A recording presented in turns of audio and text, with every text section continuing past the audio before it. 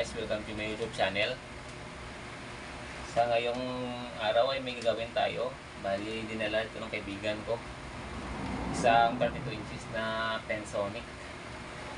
Ang sira niya daw, may backlight pero walang tao.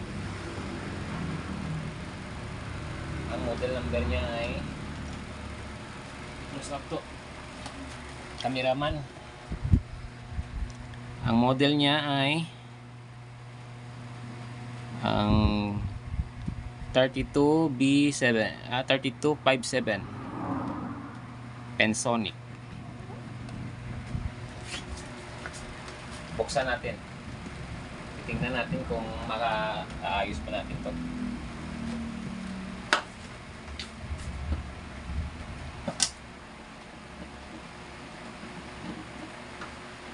Dapat guys, may lalagyan ko yun ng mga tornilyo niya para hindi mawala.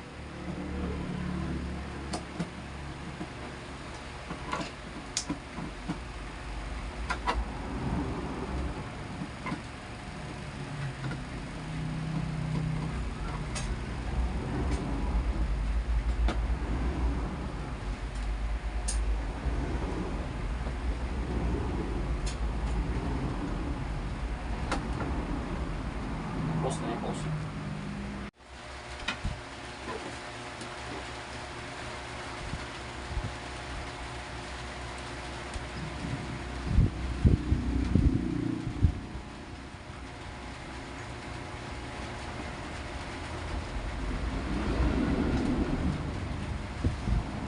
Buksan natin guys. Dahil walang display dito, tayo tututok sa kanyang panel.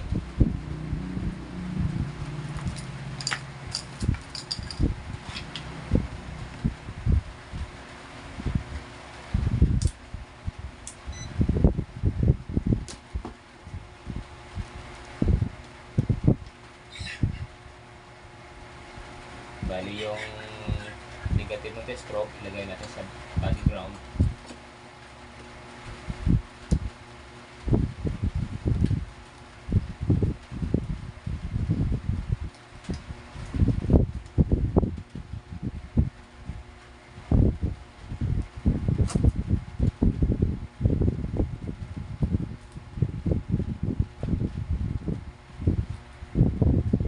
Voltage check tayo guys.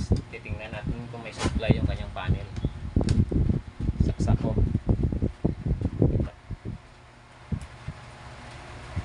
Okay. Nag-blue. Nag-red indicator na siya. Tukan mo yung camera, yung ano, tester to.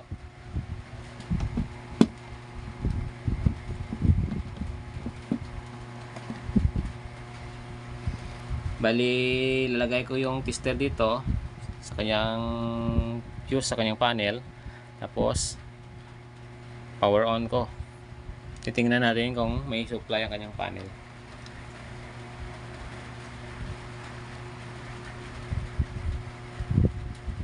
Wala.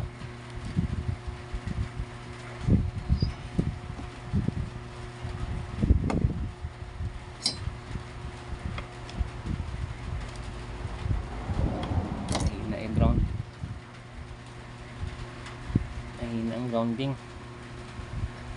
Kaya grounding naman.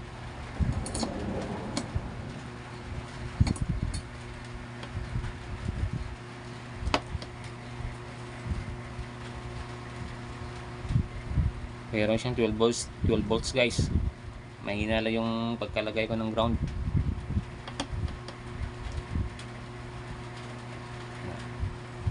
Pause. Ito guys, ulitin natin, titingnan natin kung may supply yung kanyang panel. Bali, ginawa ko ng ground kasi walang grounding dito sa kanyang sa kanyang body dito kasi plastic. Ginagyan ko ng soldering iron. Ito guys, tutok mo sa tester.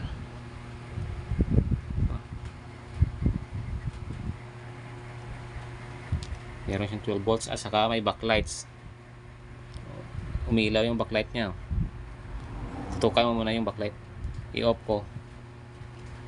Meron. Susunod, dito tayo sa kanyang bone. Tutok mo to. Bali may supply tayo sa kanyang panel. Bali ang susunod nating test dito sa kanyang bone. Titingnan natin kung may voltaheng lalabas, kung nagpo-protect ba ang kanyang DC to DC IC. Bali tutok muna dito yung kanyang test probe. Ito, tutok mo dito yung test probe. Tapos ipa-power on ko. Itutok mo sa tester natin to. Kung may supply na lalabas na kahit 2 volts lang or 1 volt. Kung may lalabas na supply, it means nagpo-protect yung kanyang DC to DC. Power on ko. Abangan nyo kung may lalabas na supply.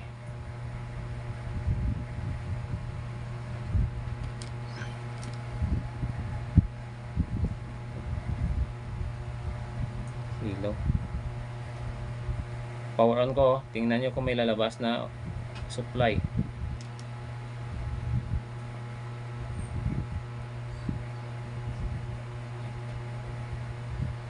Ulit.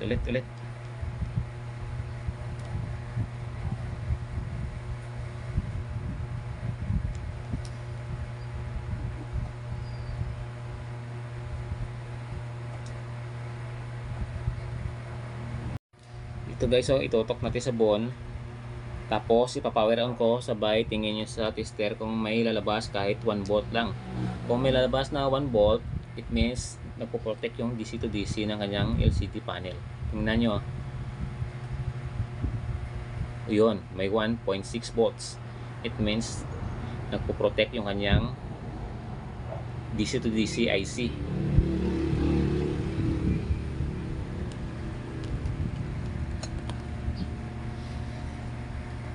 Bali, ang gagawin natin dito ay zoom in ko muna.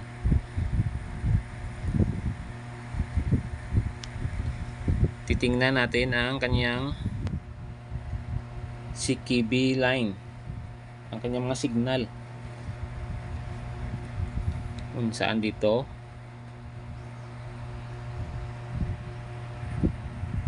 Katulad nito,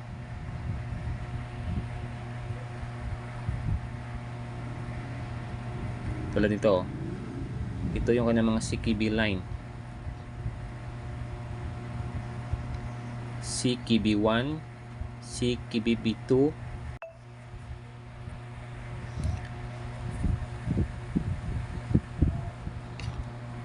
bali ito yung kanyang mga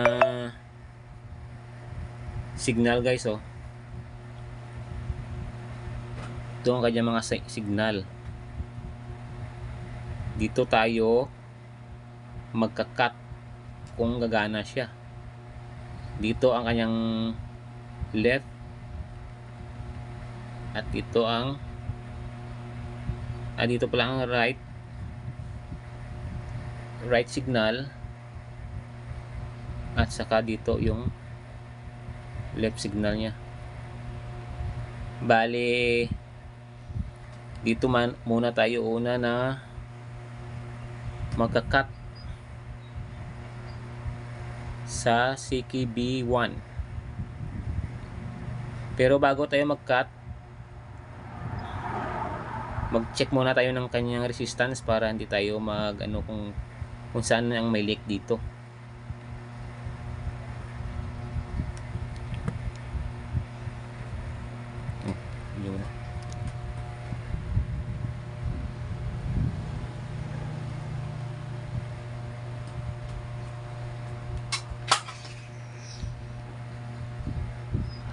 Bali, mag-check tayo dito ng kanyang resistance sa kanyang CKB line. Hirap madilim.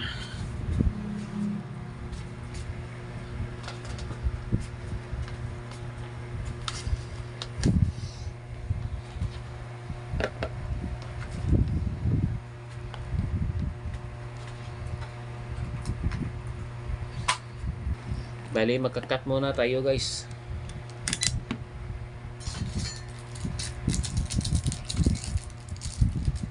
Oh, ano ito? So guys, bali nadugtong ko na. Sobrang hirap. Mahigit kalating oras ko nadugtong. Ito pa nga oh. Hindi magandang pagkano kasi sobrang liit. Sobrang nipis. Bali dito tayo nag-cut na gumana oh. Dito tayo nag-cut na gumana na nagka-voltage siya ng 33 volts. Yan, nadugtong ko na oh.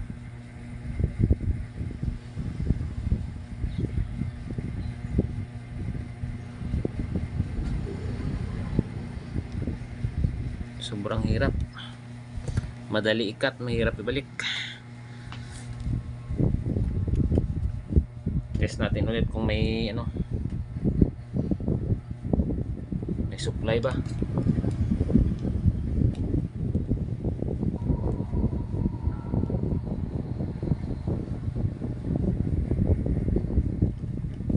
Saksak ko.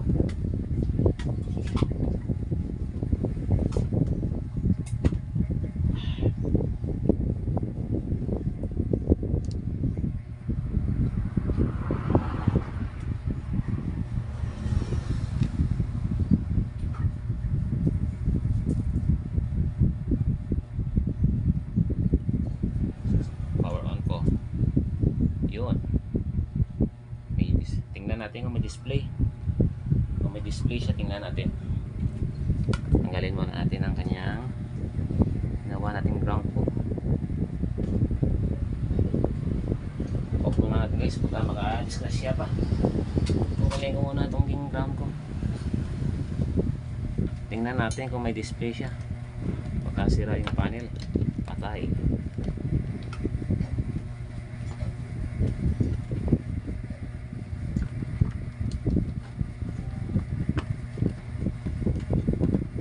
Saksak ulit.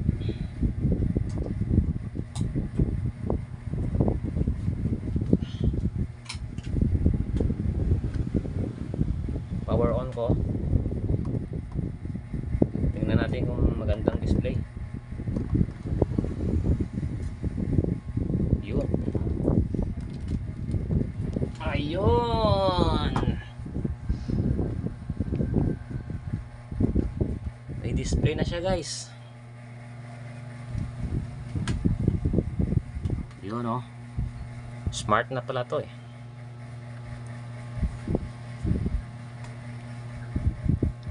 Wala na, i-zoom na to. I-zoom na. Ibalik. Kumusa agad. Ay, hindi malinis guys.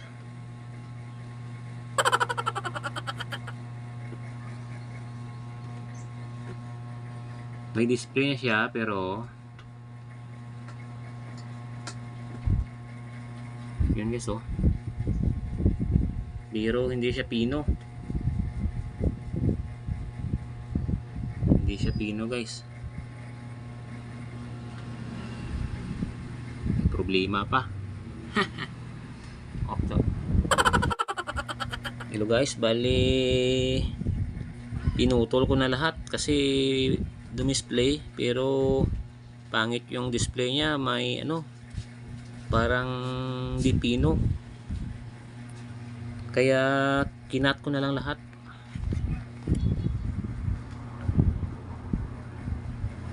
Bali ito yung pinutol ko na lumabas yung kanyang supply na buo na 33 volts pero naka-display siya pero hindi ano, hindi pino.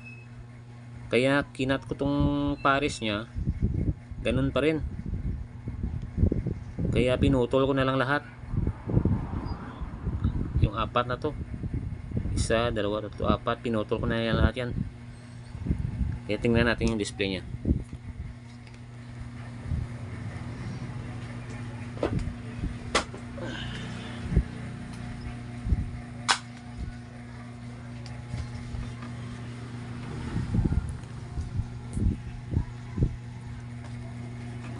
Umalis na yung cameraman ko.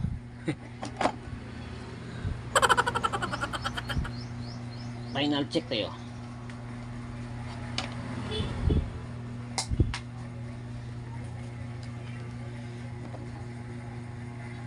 Power on.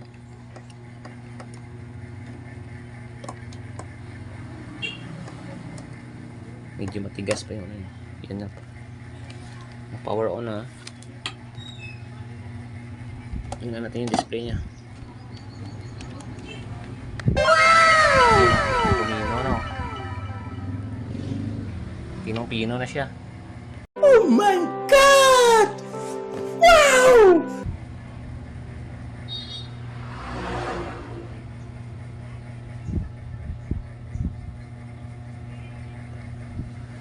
Kanina hindi pino yung display. Kaya ganon. Tinutulok lahat yun, no? Pino no. Wala na siyang ano. Pino na.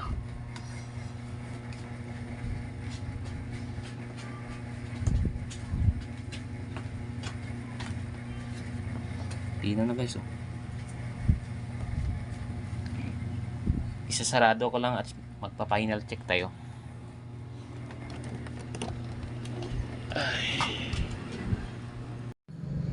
Ito na guys, final test tayo.